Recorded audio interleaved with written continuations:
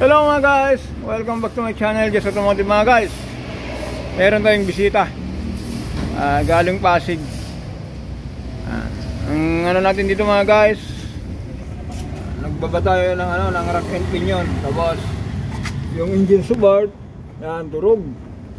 Kaya kailangan nating palitan yung support na yan. Tapos yung tagas po ng ATF, subo kong binibihit yung manubela, may lagutok.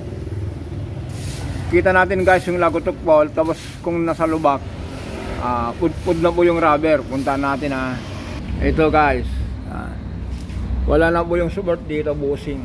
May bushing dapat po nyan. Tapos yung tornilyo po, kaya kung nalulubak po, tok tok tok.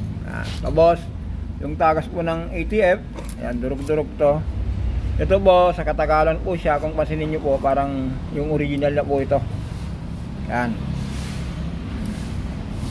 Bukas po magkita-kita tayo dito. Balinis natin to. Palitan natin yung repair kit. Yung oil seal dito, yung malakas pa na tagas dito. Yung oil seal dito sa dito. Panoorin nyo mga guys kung ano nito. Abangan nyo po. Bukas gagawin po natin to. Kasi meron po tayong kakalasin na 1, 2, 3, 4 na oil seal. Saka may isang bushing po dito.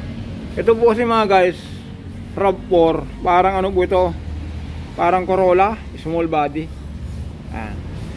Yan, hanggang dito na lang po tayo mga guys. By tomorrow, paano magkalas at kung paano magkabit. Okay.